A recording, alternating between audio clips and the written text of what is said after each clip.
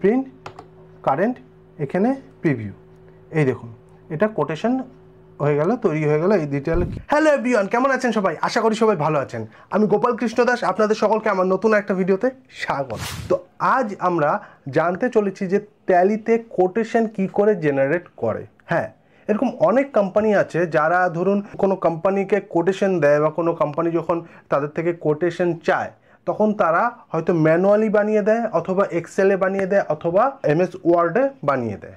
তারা হয়তো জানে না যে ট্যালি থেকেও কোটেশন জেনারেট করা যায়, বা হয়তো জানে ট্যালি থেকে কোটেশন জেনারেট করা যায়, কিন্তু কি করে করা যায়, কোন জায়গা থেকে করতে হয় সেইটা হয়তো জানে না। তো সেটাই আজ আমরা জানবো। কোটেশন হলো, ধরুন কোনো একটা কোম্পানি, ধরুন আপনার কোনো একটা বায়ার যে আপনার থেকে মাল কিনবে, সে হয়তো আপনার কাছে একটা কোটেশন চাইলো। কোটেশন মানে ধরুন এক ইনকোয়ারি করলো, ধরুন কোনো ইনকোয়ারি করে না, যে আপনার ধরুন একটা মোটরের কোম্পানি, তো সেই কোম্পানি বললো যে আপনি আমাকে এই মোটরের বিষয়ে আমাকে একটা কোটেশন দিন, যে এর কত দাম, এর কত GST পড়বে, এর ডিটেলস চায় না, যে কি ডিটেলস আছে কোটেশনের মধ্যে, সেই মোটরের দাম থাকবে, সেই মোটরের কত GST, সে তার ডেসক্রিপশন কি হবে, এবং সেই মোটরের কোয়ালিটিটা কি, এবং সেই মোটরের যে পার্টসগুলো ব্যবহার করা হয়েছে সেই পার্টসগুলো কি কোম্পানির, বা এভরিথিং সেই মোটরটার বিষয়ে জানার জন্য কোটেশন চায়। কোটেশন কিন্তু মানে এটা মানে আপনার থেকে যে কোটেশন নিল তার মানে যে আপনার থেকে মাল সঙ্গে সঙ্গে পারচেস করবে সেটা হতেও পারে, বা আবার নাও হতে পারে, হয়তো পরে পারচেস করবে সেটাও হতে পারে, বা পারচেস করলো না সেটাও হতে পারে। কোটেশন মানে জাস্ট একটা ইনকোয়ারি, সে আপনার কাছে ইনকোয়ারি করলো। তো আরেক ধরনের আপনি বলতে পারেন কোটেশনটা একটা প্রপোজাল। আপনি কোনো পার্টিকে একটা প্রপোজাল দিলেন, সে চাইলো বা আপনার কাছে দেখতে আসলো, আপনি তাকে প্রপোজাল দিলেন মানে কোটেশনটা দিলেন, সে সেটা দেখে যদি মনে করে যে হ্যাঁ এটা আমি এবার কিনবো, তারপরে সে কিনতে পারে, তারপরে হয়তো পারফর্মার ইনভয়েস করবেন, তারপরে সেল বিল হবে, এইসব সেল ইনভয়েস টিনভয়েস সব তারপরে, এগুলো তারপরের প্রসেস। কিন্তু কোটেশনটা অ্যাকচুয়ালি কোটেশনটা কিন্তু কোনো একটা লিগ্যাল ডকুমেন্টস নয়, এটা just for a inquiry. Party আপনার কাছে ইনকোয়ারি করেছে, আপনি জাস্ট তাদেরকে ইনফরমেশন দিলেন সেই বিষয়ে। তো চলুন আর বেশি কথা না বলে আমরা শুরু করি। আর তার আগে অবশ্যই আমার চ্যানেলটাকে সাবস্ক্রাইব করে পাশে থাকা বেল আইকনটিতে ক্লিক করে অল করে দেবেন, কারণ এরকমই নলেজেবল এবং ইনফরমেটিভ ভিডিও আমার এই চ্যানেলে আসতে থাকে। হ্যাঁ, দেখুন কোটেশন বানানোর জন্য আমরা আগে যাব এই ভাউচার্সে যাব। যাওয়ার পর আমাদেরকে যেতে হবে আদার ভাউচার্স থেকে আমাদেরকে যেতে হবে সেলস অর্ডার। কিন্তু এখানে ধরুন সেলস অর্ডারটা আসছে না, এখানে আসছে না। যদি না আসে তাহলে কি করব?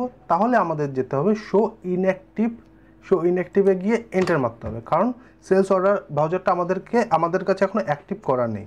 এই যে সেলস অর্ডার, এখানে ক্লিক করব, করার পর এন্টার মারার পর ইয়েস, সেলস অর্ডারটা অ্যাক্টিভ হয়ে গেল। ঠিক আছে, আমরা যখন কোটেশন বানাবো তখন কিন্তু আমরা সেলস অর্ডার বানাবো না, কিন্তু সেলস অর্ডারের মধ্যেই কোটেশনটা বানানো যাবে। কি করে?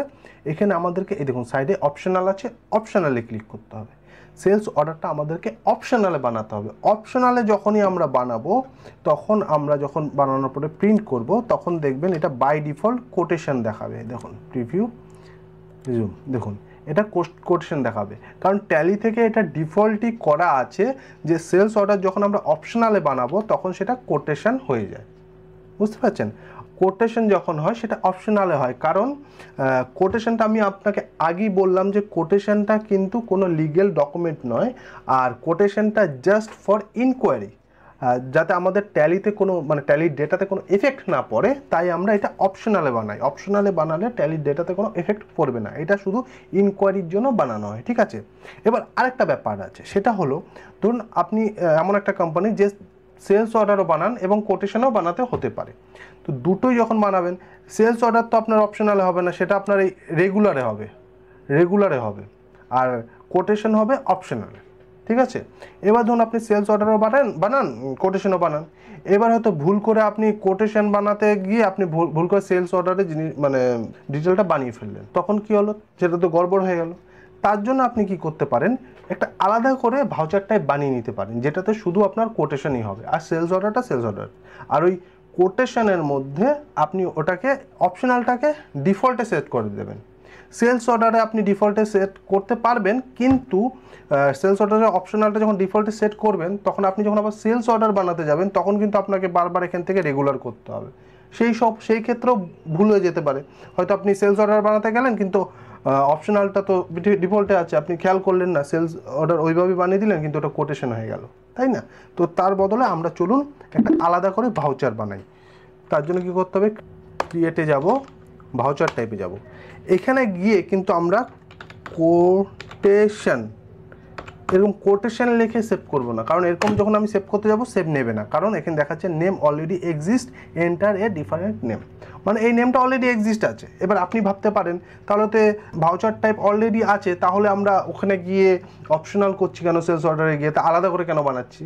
না, ওই সেলস অর্ডারের যে অপশনালটা ওটাতে যে কোটেশন করা আছে ওটাই কিন্তু ট্যালি ভাউচার হিসাবে ধরে নিয়েছে, তাই সেই জন্য এটা আর নিচ্ছে না। এবার আপনি যদি চান গিয়ে দেখে নিতে পারেন, এখানে অল্টারে গেলাম, গিয়ে ভাউচার টাইপে আমরা দেখলাম, ভাউচার টাইপে দেখুন আপনি এখানে কিন্তু কোটেশন বলে কোনো পাবেন না। হতে পারে আপনি ভাবতে পারেন ইনঅ্যাক্টিভে আছে হয়তো, শো ইনঅ্যাক্টিভ, এখানেও আপনি কোটেশন খুঁজুন, কোটেশন বলে কোনো ভাউচার নেই, কোটেশন বলে শুধু ওই সেলস অর্ডারের মধ্যে অপশনাল যেটা আছে ওটাই আছে, ওটার জন্যই এখানে কিন্তু আপনি যদি কোটেশন লিখে করেন ভাউচার তৈরি করতে চান হবে না, তার জন্য আপনাকে আলাদা কিছু একটা অ্যাড করতে হবে। ধরুন আমি লিখলাম সেলস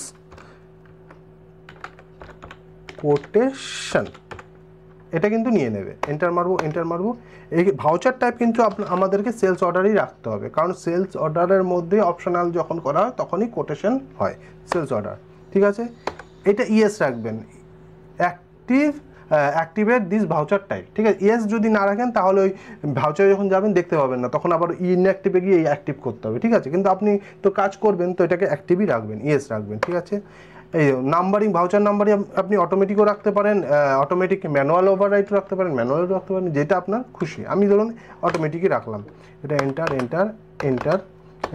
এন্টার।